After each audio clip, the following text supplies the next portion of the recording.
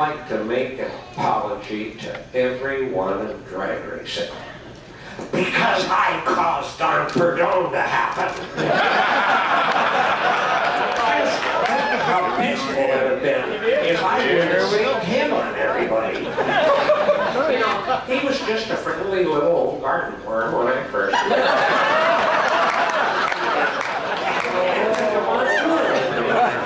And showed you could make money in drag racing. And he was off and running from there. In fact, just to add insult to injury, I sold him his first dragster on the no money down, no paint plan. And he turned around and grew fangs on me and became the awesome snake. What was I thinking when I did something like that? The lights were on, but nobody was home. But the characters you don't meet in drag racing, well, take Bill Carter down here, for instance. He did all my painting forever. And one time, he was rattling my cage, and he says, "Oh, by the way, when you come in to pick up the car, bring cash along with you." He didn't know who he was messing with when he rattled my cage. So, I took and put $1,200 worth of nickels, dimes, pennies, and quarters into a box, stirred them up, and bought them out too. And he must have heard the coins rattling when I was taking it out of the car. Because he leaped on me, grabbed me around the neck, and was beating my head up and down on the seat saying, "I knew you were going to do that."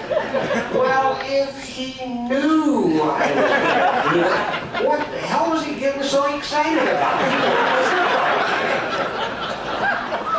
And of course, nobody talks Kent Fuller. He's the most craftiest guy I've ever run into. And one time, we were working on my 400 car, and he hated that car. It was like building a Sherman tank in a chassis shop, if you understand. And he was arc welding on the thing, and he couldn't quite get the right angle, so he pulled some slack into the wire, and it was electric, you know, and he accidentally bumped himself on the head with the tip of the welding line. Gazette! He shot himself a good one. Yes! And then I looked up, and he's rolling around on the car, on the floor, hanging onto his head. He's yelling, "I baked my brain, I baked my brain." And he'd do things like that all the time.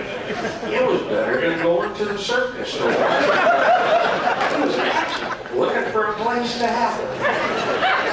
But finally, there's Tarzan, my brother, my boss. I met Tarzan after I lost my real brother in an automobile accident. And when we traveled down the road 7 years together, he became all but my real brother. But, you know how it is with brothers, they don't exactly see eye to eye. And he'd fire me every year just when it was time to go home off tour to make me drive home to show me just who was boss. Now listen to this. We were racing the creek down in La Plaza, Louisiana in a match race. And we were getting ready to push out for the third round. And we'd been bickering all day. And I motioned them, "Okay, let's go." And nothing happened.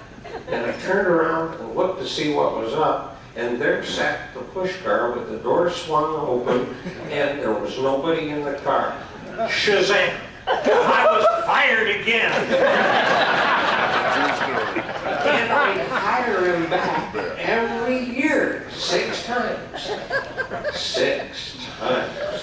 Boy, no one ever accused me of being the sharpest knife in the drawer. But then again, he came back 6 times too. He wasn't exactly playing with a full deck his own self. But to wind this up, I'd just like to say that I checked the last thing off on my bucket list tonight. And the thing that I've enjoyed about this whole experience is I got to keep the kid in me all my life. And there's something to be said for that. even if they do say IVO stands for I'm very old. But in any case, nobody's perfect. But one of a kind. TV type. And tonight, I'm the great Marshal.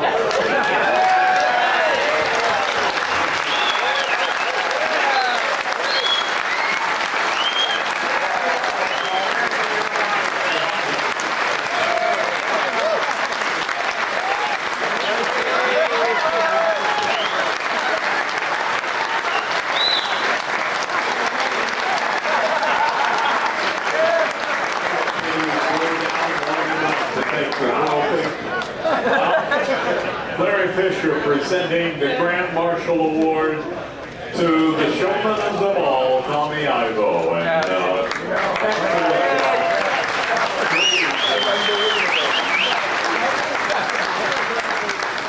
congratulations, Tom. Well deserved.